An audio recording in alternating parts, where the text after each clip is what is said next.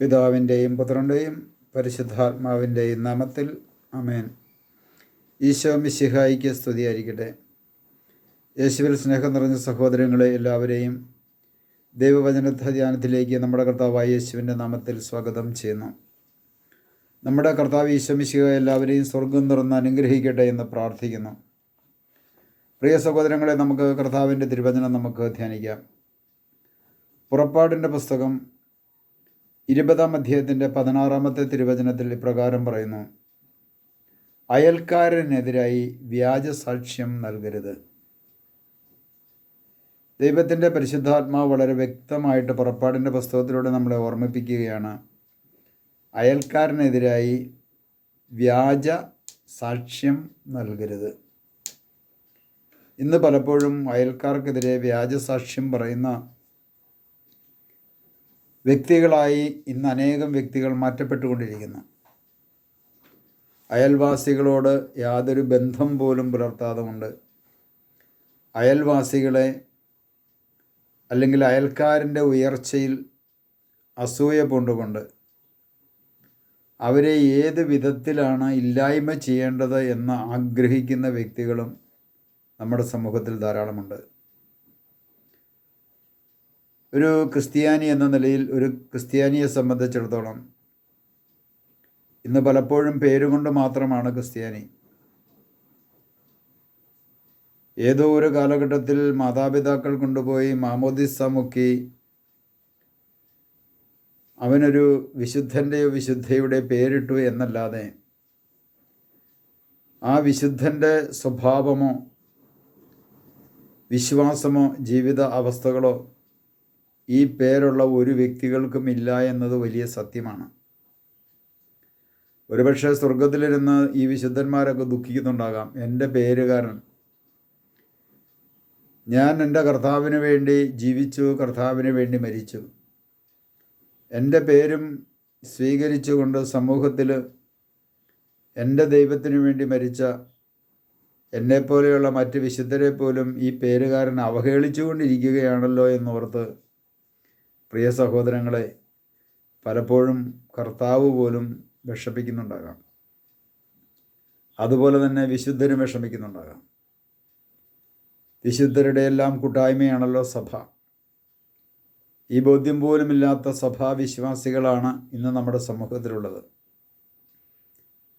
കാരണം സഭയിലുള്ള ഓരോ മക്കളും വേർതിരിക്കപ്പെട്ടവരാണ് സമൂഹത്തിൽ നിന്ന്. അവരെ വേർതിരിച്ചു മാമോദീസായിലൂടെ. പക്ഷേ ഒരെണ്ണത്തിനെ കാണാൻ പാടില്ല. എങ്ങനെയെങ്കിലും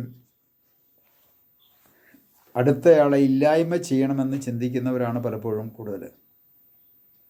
അതുകൊണ്ടാണ് പലപ്പോഴും ക്രിസ്തീയ സഭയിലുള്ള മക്കൾ ഏറ്റവും കൂടുതൽ കള്ളസാക്ഷ്യവും കള്ളത്തരം കാണിക്കുകയും കള്ളത്തരം പറയുകയും കള്ളത്തരം പ്രവർത്തിക്കുകയും ചെയ്ത് ജീവിക്കുന്നവരാണ് എന്ന് സമൂഹത്തിലുള്ള മറ്റു വ്യക്തികൾ പറയുന്നതിൻ്റെ ഒരു കാരണം ചിലപ്പോൾ ഒരു പക്ഷേ ഇതായിരിക്കാം.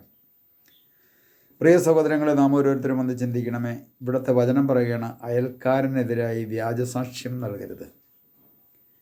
അയൽക്കാരനെതിരെ മറ്റുള്ളവരുടെ അടുത്ത് വ്യാജമായി തെറ്റായ രീതിയിലുള്ള അയൽവാസികളെക്കുറിച്ചുള്ള പ്രഘോഷണങ്ങളൊന്ന് നിർത്തുക. അതായത് ഉപകാരം ചെയ്തില്ലേലും ഉപദ്രവിക്കാതെ ജീവിക്കുക. അതായിരിക്കും കുറേ കൂടെ നല്ലത്. പലപ്പോഴും പല മേഖലകളിലും നമുക്ക് കാണുവാൻ സാധിക്കും, ചിലരൊക്കെ അയൽവാസികൾക്കെതിരെ ഊമക്കത്തെഴുതുക, അയൽവാസികൾക്കെതിരെ വ്യാജ വാർത്തകൾ പ്രചരിപ്പിക്കുക. അങ്ങനെ വ്യാജ വാർത്തകൾ പ്രചരിപ്പിച്ച് അവരുടെ സൽപ്പേരുകൾ നശിപ്പിക്കുക.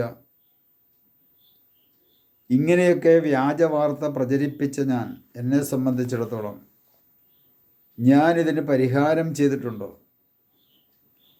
ഇതിന് പരിഹാരമായി വ്യാജ വാർത്ത ആർക്കെതിരെ പ്രചരിപ്പിച്ചോ അവർക്കെതിരെ അവരുടെ നന്മ പറഞ്ഞ് ജീവിക്കുന്ന ഒരു വ്യക്തിയായി ഞാൻ മാറിയിട്ടുണ്ടോ? അതോ ഞാൻ അവരെക്കുറിച്ച് വീണ്ടും വീണ്ടും തിന്മ പറഞ്ഞുകൊണ്ട് ജീവിക്കുന്ന ഒരു വ്യക്തിയാണോ എന്ന് തമ്പുരാൻ്റെ മുമ്പിൽ ആത്മപരിശോധന ചെയ്യണമേ. ദൈവത്തിന് മുമ്പിൽ ഇതെല്ലാം ഒന്ന് ആത്മപരിശോധന ചെയ്യണം. ചിലർ അധികാരികളുടെ മുമ്പിൽ പോയി സത്യം പറയേണ്ട സ്ഥാനത്ത് അധികാരികളുടെ അടുത്ത് വ്യാജം പറയും. പിന്നെ അധികാരികൾ ഒരുപക്ഷെ ഈ പറയപ്പെട്ട വ്യക്തിയെ കാണുന്നത് ഒരു മുൻവിധിയോടുകൂടിയായിരിക്കും. അപ്പോൾ അധികാരികളുടെ അടുത്ത് സത്യം പറയേണ്ട സ്ഥാനത്ത് വ്യാജം പറഞ്ഞ സാഹചര്യം എൻ്റെ ജീവിതത്തിൽ ഉണ്ടായിട്ടുണ്ടോ എന്ന് തമ്പുരാൻ്റെ മുമ്പിൽ ആത്മപരിശോധന ചെയ്യണം.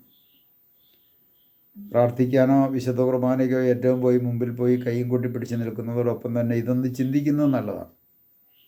ഞാൻ എൻ്റെ അയൽവാസികൾക്കെതിരെയോ എൻ്റെ കൂട്ടായ്മയിലുള്ള വ്യക്തികൾക്കെതിരെയോ ഞാനുമായി ബന്ധപ്പെട്ട് പോകുന്ന മറ്റു വ്യക്തികൾക്കെതിരെയോ വ്യാജസാക്ഷ്യം പറയുന്ന ഒരു വ്യക്തിയാണോ? അവരുടെ സൽപ്പേര് ഞാൻ നശിപ്പിച്ചിട്ടുണ്ടോ? അവരെപ്പറ്റി ഞാൻ വ്യാജ വാർത്തകളൊക്കെ പറഞ്ഞു നടന്ന് അത്തരത്തിലുള്ള വ്യക്തികളെ തേജോവധം ചെയ്ത് ജീവിക്കുന്ന ഒരു വ്യക്തിയായി ഞാൻ മാറിയിട്ടുണ്ടോ എന്ന് ദൈവത്തിന് മുമ്പിൽ ആത്മപരിശോധന ചെയ്യണമേ. പലപ്പോഴും അധികാരികളുടെ മുമ്പിലേക്ക് കടന്നു ചെന്ന് പുതിയതായിട്ടൊരു അധികാരി അല്ലെങ്കിൽ ഒരു വികാരി അച്ഛൻ ഒരു ഇടവകയിലേക്ക് വന്നു കഴിഞ്ഞാൽ ആ അച്ഛൻ്റെ അടുത്ത് ചെന്ന് മറ്റുള്ളവരുടെ കുറ്റങ്ങളും പറഞ്ഞുകൊണ്ട് ചെല്ലുന്ന അനേകം വ്യക്തികളുണ്ട്. കാരണം ആ വൈദികരെ പറഞ്ഞിട്ട് കാര്യമില്ല, അവർക്ക് വരെ ആരെയും അറിയില്ല. അപ്പോൾ ഇതെല്ലാം പറഞ്ഞുകൊണ്ട് ചെല്ലുമ്പോൾ അതെല്ലാം വ്യാജ വാർത്തയും വ്യാജ പ്രഘോഷണവുമാണ് നടക്കുന്നത്.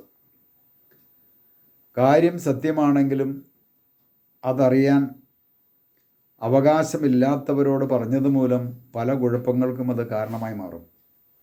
അതുകൊണ്ട് ഇത്തരത്തിലുള്ള വ്യാജ വാർത്തകളൊക്കെ പ്രചരിപ്പിക്കുന്ന പ്രവൃത്തി നമ്മുടെ കയ്യിലുണ്ടെങ്കിൽ നമുക്ക് ദൈവത്തിന് മുമ്പിൽ അത് ഇറക്കി വയ്ക്കാം. നമുക്ക് മാപ്പ് ചോദിച്ച് പ്രാർത്ഥിക്കാം. കർത്താവായ ഈശോയെ, അയൽക്കാരനെതിരായി വ്യാജസാക്ഷ്യം നൽകരുതെന്ന് അരുളി ചെയ്ത കർത്താവെ, പല വ്യക്തികളും ഊമക്കത്തുകൾ എഴുതി മറ്റുള്ളവരെ പറ്റി വ്യാജ വാർത്ത പരത്തി അവരെ വേദനിപ്പിക്കുകയും അതോടൊപ്പം കുമ്പസാരമെല്ലാം നടത്തിയിട്ട് പോലും പരിഹാരം ചെയ്യാതെ പറഞ്ഞ വ്യക്തികൾക്കെതിരെ നന്മ പറയാതെ ജീവിച്ചു പോയ നിമിഷങ്ങളുണ്ട്. അത്തരത്തിലുള്ള ഓരോ വ്യക്തികൾക്കും വേണ്ടി മാപ്പ് ചോദിക്കുന്നു. കർത്താവേ, സ്വർഗം തുറക്കണമേ, അനുഗ്രഹം വർഷിക്കണമേ. പിതാവിൻ്റെയും പുത്രൻ്റെയും പരിശുദ്ധാത്മാവിൻ്റെയും നാമത്തിൽ ആമേൻ.